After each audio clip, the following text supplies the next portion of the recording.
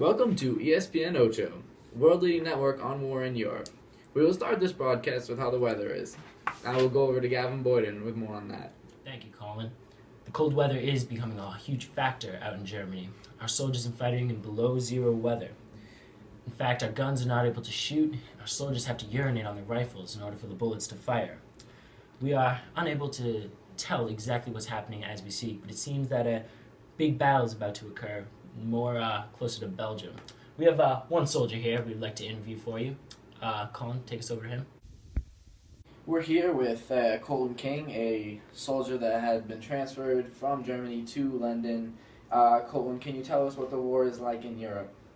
I personally can't talk about the war in Germany, but I was commissioned in London, where Hitler ordered 58 major raids against the British capital, trying to collapse our morale, or the people's morale.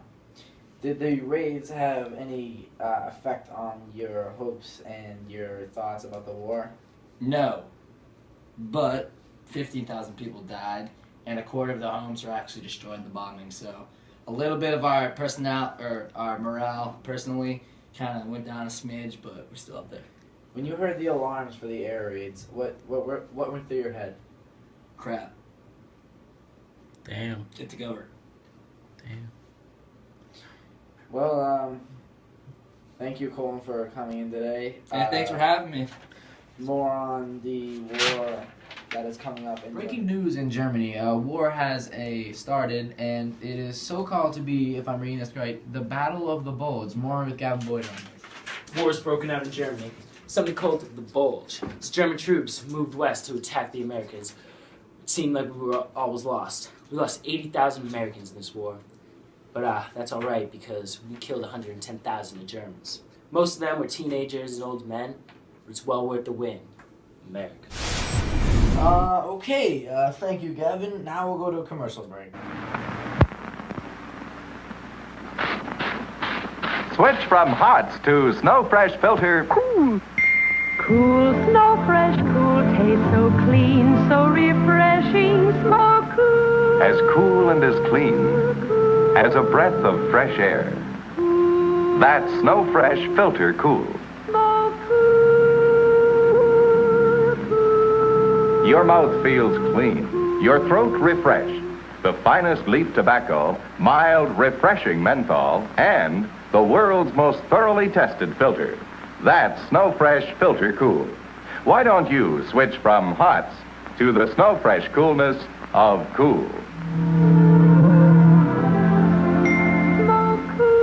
As cool and as clean as a breath of fresh air. America's most refreshing cigarette. Snow Fresh Filter Cool.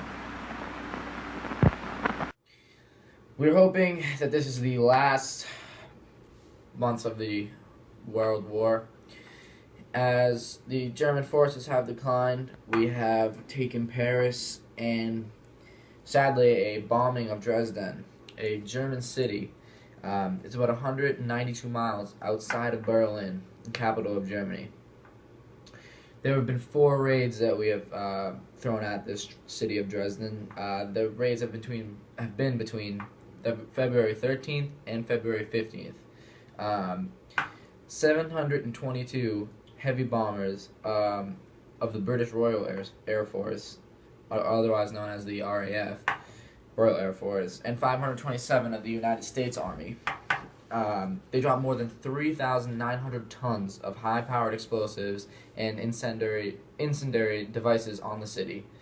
The result of this massive bombing is collapsing of buildings, multiple casualties, and pretty much a shock on Germany. Now, in Hitler's last few months of his rule in Germany, he will try to extend his rule and take over a city called Stalingrad in Russia. Now we go to Colin with more on this. Back to Stalingrad. Nazi Germany and its allies fought the Soviet Union for control of the city, which ended up being a victory on the Soviets' behalf. It was a major turning point in the European theater of World War II, and the German forces never regained the initiative in the east and withdrew a vast military force from the west to reinforce the losses. The German offensive to capture Stalingrad began in late summer in 1942 using the 6th Army and elements of the 4th Panzer Army, which is the tank regiment. On November 19th, 1942, the Red Army launched Operation Uranus, a two-pronged attack targeting the weaker Romanian and Hungarian forces protecting the German 6th Army flanks. By the beginning of February 1943, the Axis forces in Stalingrad had exhausted their ammunition and food, leaving them stranded. The battle lasted 5 months, 1 week, and 3 days, and ended up being a very, very large victory for the Soviets.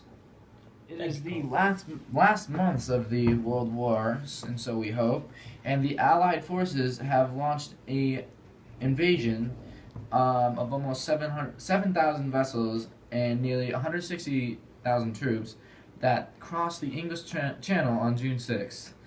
More than 3 million Allied troops were in France by the end of August.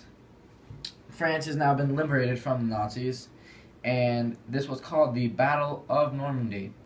The battle saw U.S. troops, United Kingdom troops, Canadian troops, Free French forces, which rebelled in France because it was occupied by the Germans, that formed little groups that didn't want to be occupied by the Germans. Poland participated, and other nations, they did participate in the battle, and the naval and the air forces. The battle was continued for more than 2 months. It concluded on August 24th with the liberation of Paris on August 25th.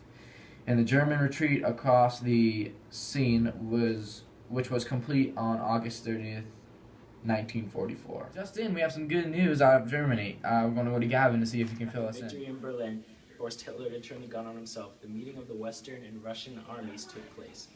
It's here the Germans' collapse was certain. The surrender of Germany was official on May 7th at the Reims. Excitement and parties were breaking out throughout Europe as seen.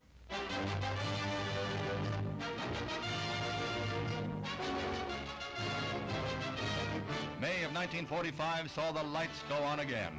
Once more the nation's capital was blazing in all its glory, and in cities throughout the nation the blackout was ended. Germany had surrendered, the war in Europe was over. There was still a war to be fought to a finish in the Pacific, but that couldn't dim the celebration that marked the fall of Hitler and the end of his dreams of world conquest.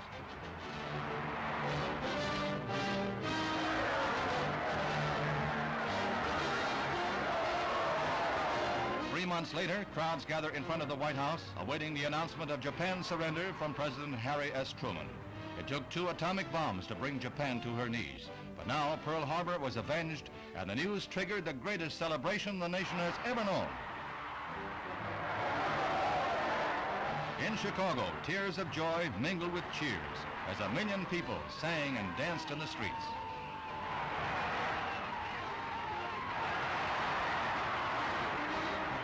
In Seattle, it was wine, women, and song, mostly song as serviceman and civilian threw dignity aside.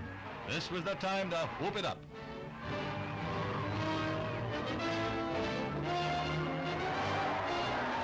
The Japanese emperor may have a white horse, but so did this Seattle serviceman.